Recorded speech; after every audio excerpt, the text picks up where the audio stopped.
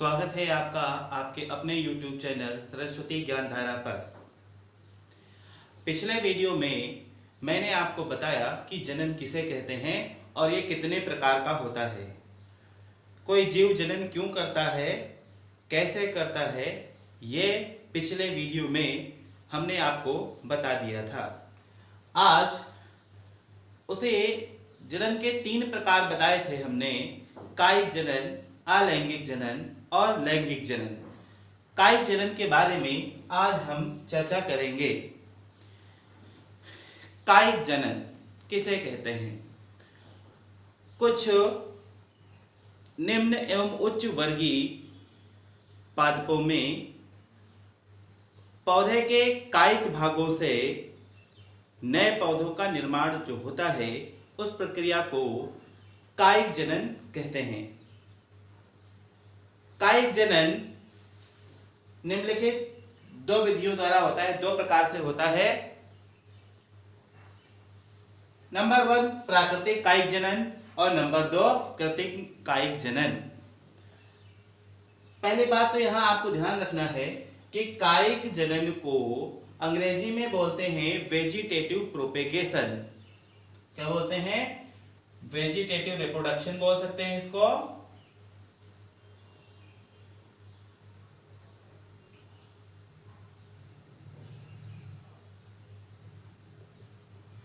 या इसी को बोलते हैं वेजिटेटिव प्रोपेगेशन,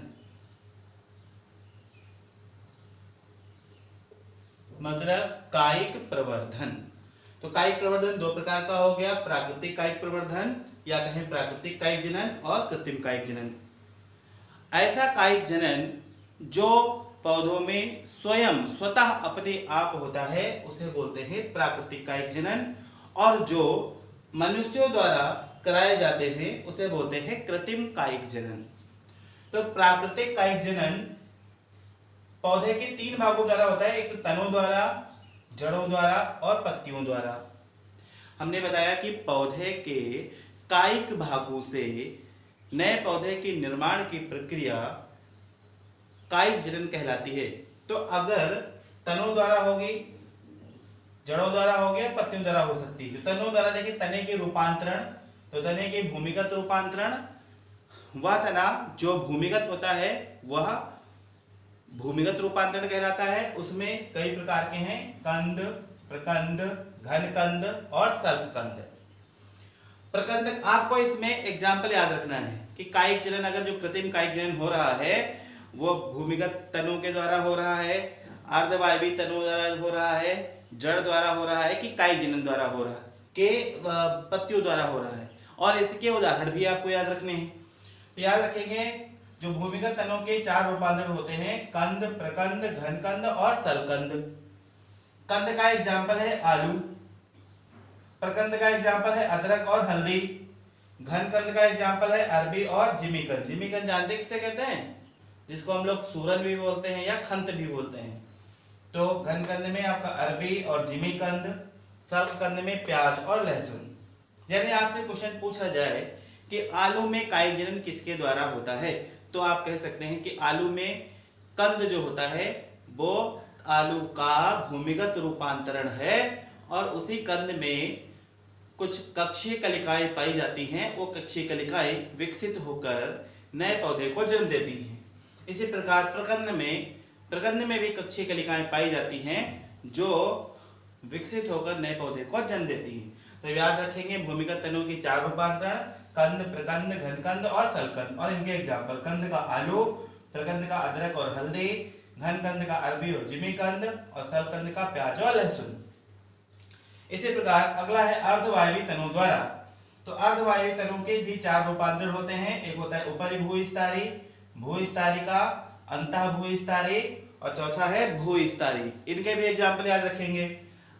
ऊपरी भूस्तरी में दूब घास आती है, जो मैदानों में उगती है, फील्ड में उगती है, घास लंबी लंबी होती है, उसे बोलते हैं दूब घास। तो वो होती है ऊपरी भूस्तरी में। दूसरे भूस्तरिका का एग्जाम्पल बहुत बढ़िया है, जलकुंभी। इस जलकुंभी को बंगाल का आतंक के नाम से भी जाना जाता है, क्योंकि यह जिस जलाशय में उगती है उस जलाशय में ऑक्सीजन को तुरंत अवशोषित कर लेती है और जिससे उस जलाशय में पाए जाने वाले समस्त जलीय जंतु मर जाते हैं। ठीक है, और ये जलाशय में बहुत तीव्रता से वृद्धि कर जाती है, इसलिए इसको बोलते हैं जलकुंभी। अगला है अंतः भूविस्तारी। अंतः भूविस्तारी का एग्जाम्पल आपका है पुदीना। ठीक है, और भूविस्तारी का एग्जाम्पल है आपका स्ट्रॉबेरी। तो ये आपका तने के द्वारा प्राकृतिक कायिक जनन का ये दिया है, ये आपको याद करेंगे। उसके बाद आता है जड़ों द्वारा कायिक जनन। तो जड़ों द्वारा कायिक जनन किसमें किसमें होता है? शकरकंद में, शतावर में और डहेलिया में। जड़ों द्वारा प्राकृतिक कायिक जनन शकरकंद, शतावर और डहेलिया में। पत्तियों द्वारा कायिक जनन, पत्तियों द्वारा कायिक जनन होता है ब्रायोफिलम में और कैलेंचो में। ब्रायोफिलम और कैलेंचो में। ब्रायोफिलम के बारे में बताएं तो ब्रायोफिलम की जो पत्ती होती है कुछ इस प्रकार से पत्ती होती है ब्रायोफिलम की। आप ध्यान देंगे जरा इसको।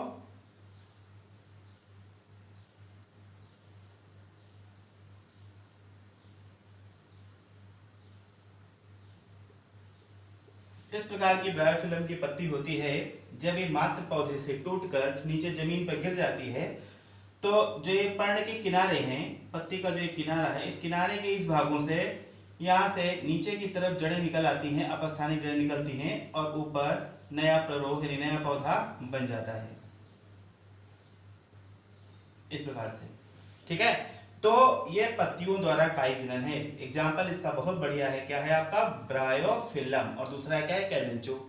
जब उसकी पत्ती टूट के नीचे जमीन पर गिर जाएगी तो इस जो पर्ण के पत्ती के किनारे हैं उन किनारों से पत्ती के नीचे वाले सिरे से जड़ें निकलेंगी और ऊपर की तरफ से प्ररोह निकलेगा और नए पौधे बन जाएंगे। तो ये आपका प्राकृतिक कायिक जनन हो गया तनों द्वारा, जड़ों द्वारा और पत्तियों द्वारा। इसमें आप इसके रूपांतरण और सबके एग्जाम्पल याद रखेंगे। फिर से एक बार रिवाइज करा दे रहे हैं। तनों द्वारा तने के दो रूपांतरण होते हैं, एक तो भूमिगत तनों द्वारा, दूसरा अर्धवायवीय तनों द्वारा। भूमिगत तनों में कंद, प्रकंद, घनकंद और सलकंद। प्रकंद कंद में आपका एग्जाम्पल है आलू, प्रकंद में है अदरक और हल्दी, घनकंद में अरबी और जिमीकंद, सलकंद में है प्याज और लहसुन। इसी प्रकार अर्धवायवीय तनों द्वारा, तो अर्धवायवीय तनों में ऊपरी भूविस्तारी, भूविस्तारिका, अंतः भूविस्तारी और भूविस्तारी। ऊपरी भूविस्तारी का एग्जाम्पल दूबघास, भूविस्तारिका का एग्जाम्पल जलकुंभी, अंतः भूविस्तारी का एग्जाम्पल पुदीना और भूविस्तारी का एग्जाम्पल स्ट्रॉबेरी। ठीक इसी प्रकार जड़ों द्वारा जो है कायिक जनन, तो जड़ों द्वारा कायिक जनन किसमें होता है? शकरकंद, डहेलिया और शतावर में। पत्तियों द्वारा कायिक जनन, तो पत्तियों द्वारा कायिक जनन किसमें होता है आपका? एक तो भी बताया ब्रायोफिलम और दूसरा क्या है आपका? कैलेंचो। तो ये आपका प्राकृतिक कायिक जनन हो गया। इसके बाद बात करते हैं कृत्रिम कायिक जनन। ऐसा कायिक जनन जो मनुष्य के द्वारा कृत्रिम विधियों द्वारा कराया जाता है उसे कृत्रिम कायिक जनन कहते हैं। कृत्रिम कायिक जनन की निम्नलिखित 6 विधियां हैं। नंबर 1 है रोपण, नंबर 2 है कली लगाना, नंबर 3 है कलम लगाना, नंबर 4 है गूंटी बांधना, नंबर 5 है आपका शाखा बंधन और नंबर 6 है गूंटी बांधना। यानी कृत्रिम कायिक जनन की ये 6 विधियां हैं। इन 6 विधियों को हम एक एक करके अलग अलग पढ़ेंगे।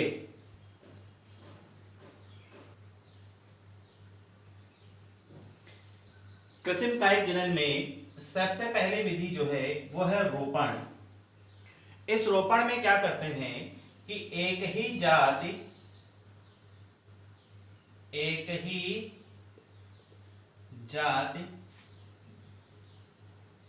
की घटिया किस्म वाले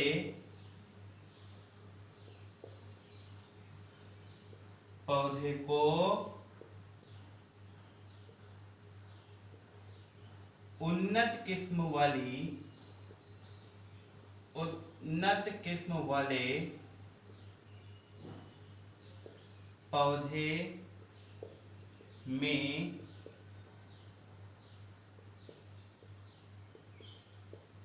परिवर्तित किया जाता है। क्या करते हैं कि इसमें अगर कोई घटिया किस्म का पौधा है तो उस घटिया किस्म के पौधे को अच्छी किस्म वाले पौधे में हम रूपांतरित कर देंगे। क्या करेंगे? इसमें एक ही जाति के 2 पौधे ले लेंगे। जैसे मान लो एक पौधा आपका ये है और उसी जाति का एक दूसरा पौधा ये है। ये आपका घटिया किस्म का पौधा है और ये आपका उन्नत किस्म वाला पौधा है। तो घटिया किस्म वाले पौधे की शाखा को उन्नत किस्म वाली पौधे की शाखा से जोड़ा जाता है। जो ये शाखा है, यहाँ से इस शाखा की चारों ओर का छिलका काट के अलग कर देंगे, इस शाखा का भी छिलका काट के अलग कर देंगे और फिर दोनों को इस प्रकार से बांध देंगे। ठीक है। घटिया किस्म वाले पौधे की शाखा जो है वो कहलाती है आपकी स्कंद, और अच्छी किस्म वाली शाखा जो होती है, उन्नत किस्म वाले पौधे की जो शाखा होगी वो कहलाती है सियान। 4 से 5 सप्ताह पश्चात क्या करेंगे? 4 से 5 सप्ताह पश्चात क्या करेंगे? जो घटिया किस्म वाली आगे की डाल है उसको यहाँ से काट देंगे और उन्नत किस्म को इसको यहाँ से काट देंगे। इस पौधे की जो अन्य शाखाएं हैं उनको भी काट देंगे। तो होगा क्या कि घटिया किस्म वाले पौधे के तने पर अच्छी उन्नत किस्म वाली जो है शाखा उसके ऊपर रोपित हो गई है और वो नया पौधा बदल जाएगा इसमें। तो इस प्रकार घटिया किस्म वाला पौधा उन्नत किस्म वाले पौधे में परिवर्तित हो जाता है। ठीक है। इसमें इस विधि द्वारा जो गुलाब है, जो ऑर्नामेंटल सजावटी पौधे हैं, उनका रोपण या उन्नत किस्म के पौधे तैयार किए जाते हैं। ठीक है भैया बहनों।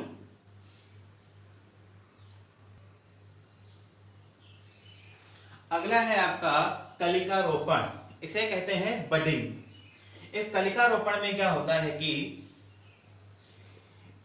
घटिया किस्म वाले पौधे के तने में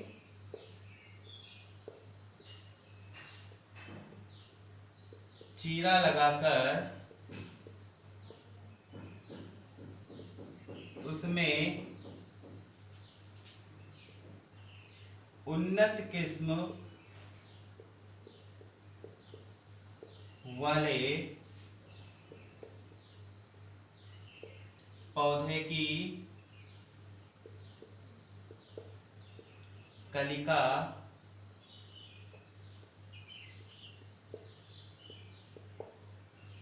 रोपित करते हैं।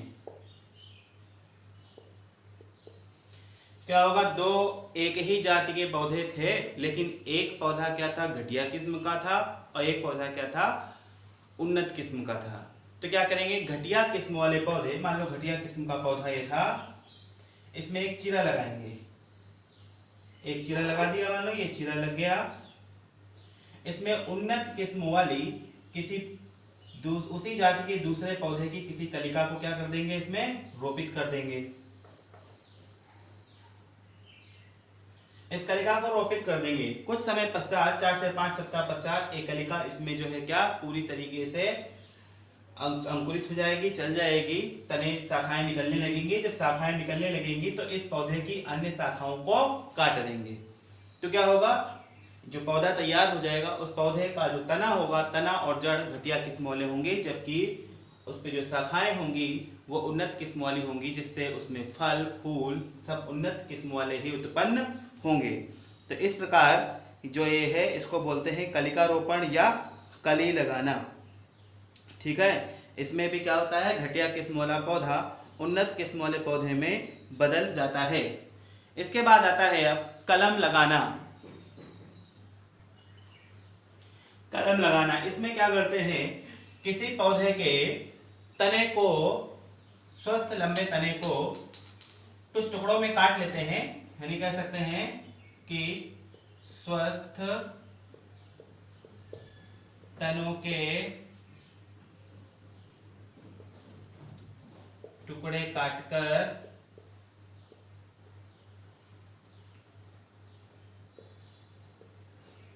जमीन में गाड़ देते हैं,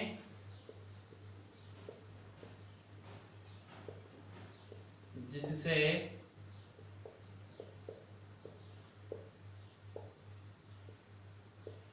निचले सिरे में जड़ें तथा ऊपरी सिरे में, निचले सिरे में क्या होगा, जड़ें निकल जाएंगी, और जो ऊपर का सिरा है उसमें प्ररोह विकसित होगा, हो जाएगा।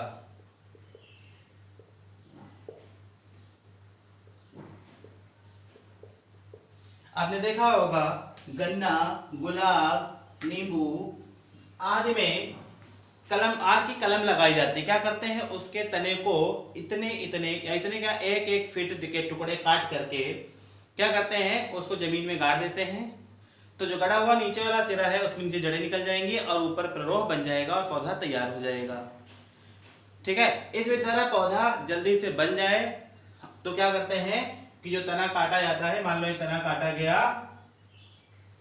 तो इस तने की काट जो जिस हिस्से को हम नीचे डुबाएंगे, नीचे जमीन में लगाएंगे, उसमें क्या करेंगे, ऑक्सिन में डुबा देंगे। ऑक्सिन क्या होता है, एक पादप हार्मोन होता है। इस पादप हार्मोन में डुबाने से उसमें जड़ों का विकास शीघ्रता से हो जाता है और नया पौधा तैयार हो जाता है। तो ठीक है, कलम लगाना याद रखेंगे। इसके द्वारा किसमें जो है जनन कराया जाता है, गन्ने में, गुलाब में और नींबू में। ठीक है, तो याद रखना। चौथा इसके बाद जो आएगा वो चौथा है आपका दाब लगाना। दाब लगाना,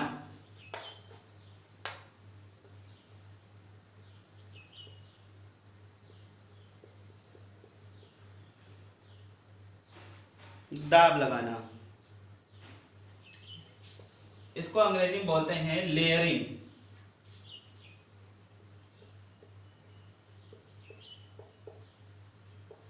इसको अंग्रेजी में बोलते हैं क्या, लेयरिंग। तो दाब लगाने में देखा होगा, इसमें भी क्या करते हैं, जो पौधे निचले होते हैं, जैसे नींबू का पौधा है, ये नींबू का पौधा है, मान लो ये इसकी जड़ें हो गई, ये पौधा आपका है अगर, तो क्या करते हैं, उनकी जो जमीन, जो भूमि के समीप की जो शाखाएं होती हैं, उन शाखाओं को झुकाकर मिट्टी में इस प्रकार से दबा देते हैं। दबा दिया, कुछ समय पश्चात क्या होगा, जो मिट्टी में नीचे वाला दबा सिरा है उसमें नीचे से जड़ें विकसित हो जाएंगी। तब क्या करेंगे, इस तने को यहाँ से काट देंगे, फिर इसको यहाँ से उठाकर किसी दूसरी जगह लगा देंगे और नया पौधा तैयार हो जाएगा। तो ये हो गया आपका दाब लगाना। इसके द्वारा आपका नींबू में होता है, याद रखेंगे।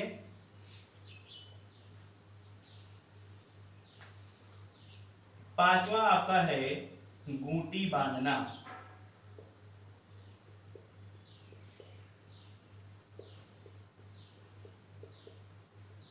गूंटी बांधना, गूंटी बांधना को बोलते हैं आपका एयर लेयरिंग।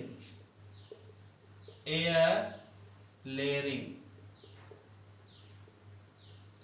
ऐसे पौधे जिनकी शाखाएं काफी ऊंचाई पर होती हैं उनको झुकाकर मिट्टी में दबाया नहीं जा सकता है, दाब नहीं लगाया जा सकता है।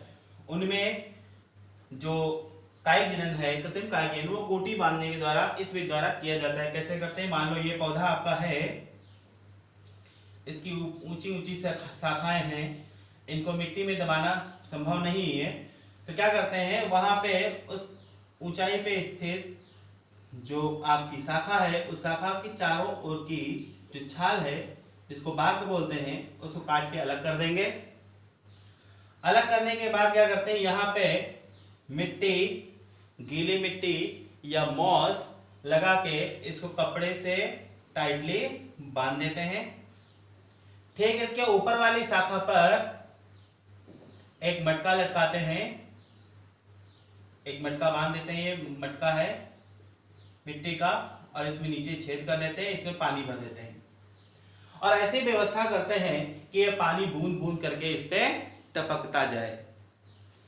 कुछ समय पश्चात क्या होता है, जहां से हमने बांधा था यहाँ से अपस्थानिक जड़ें निकल आती हैं, और जब अपस्थानिक जड़ें निकल आती हैं तो इसको यहाँ से काट के अलग से हम रोपित कर देते हैं और नया पौधा तैयार हो जाता है। तो ये आपका हो गया गूंटी बांधना। ठीक है, ऐसे पौधे जिनकी शाखाएं जमीन की सतह से काफी ऊंचाई पर स्थित होती हैं, उनमें कृत्रिम कायिक जनन इस विधि द्वारा कराया जाता है। इसके बाद आपका जो 6 नंबर है, वो 6 नंबर है आपका शाखा बंधन।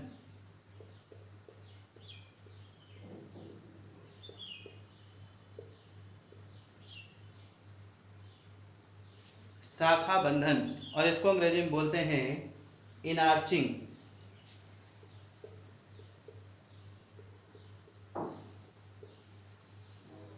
इनार्चिंग जो आपका पहला मेथड मैंने बताया था, उस मेथड में बताया था रोपण में, तो रोपण का ही एक ये विधि है एक तरीके के। इसमें क्या करते हैं कि ये दो पौधे हैं, एक निम्न जाति का और एक उच्च जाति का, एक पौधा आपका ये है, एक पौधा ये है। इनके तनों को, इनके शाखाओं, उसमें शाखा का बंधन किया जाता है और इसमें तने का बंधन किया जाता है।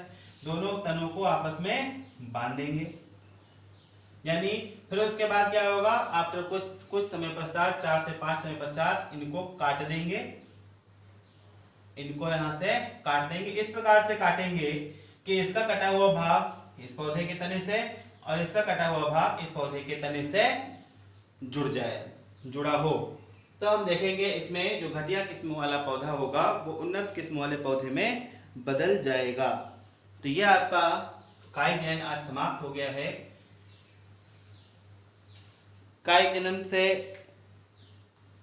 कायिक जनन के लाभ,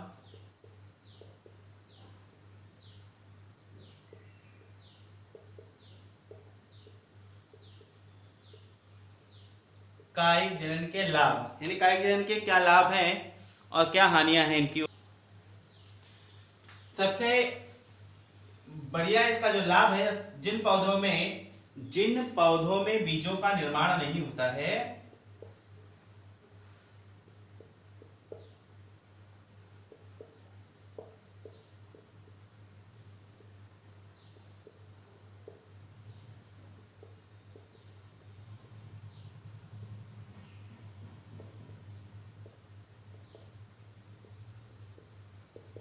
जिन पौधों में बीजों का निर्माण नहीं होता है उनमें जनन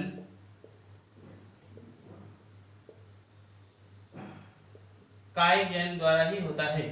यानी कह सकते हैं जिन पौधों में बीजों का निर्माण नहीं होता है उनमें नए पौधों का निर्माण कायिक जनन द्वारा ही कराया जाता है। दूसरा और क्या इसका लाभ है, एक लाभ ये है कि इस विधि द्वारा उत्पन्न पौधे गुणों में मात्र पौधे से बिल्कुल समान होते हैं, यानी कोई किसी भी प्रकार की भिन्नता उसमें नहीं होती है। ठीक है। तीसरा क्या है कि इस विधि द्वारा कम समय में, कम स्थान में अधिक पौधे तैयार किए जा सकते हैं। ठीक है, तो ये इनके लाभ हैं। इससे हानियां क्या है कायिक जनन से, कि कायिक जनन से हानियां ये हैं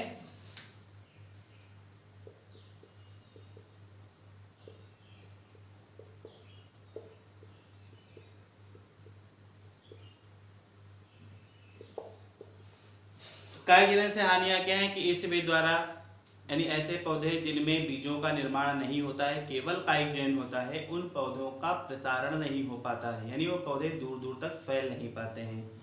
दूसरा, कायिक जनन होने के कारण इन पौधों की नई जातियों का निर्माण नहीं किया जा सकता है। ठीक, इनमें आनुवंशिक गुण लगातार वही होते रहने से क्या होगा कि जो है धीरे धीरे जो इसी किस्म है वो घटिया होती जाएगी।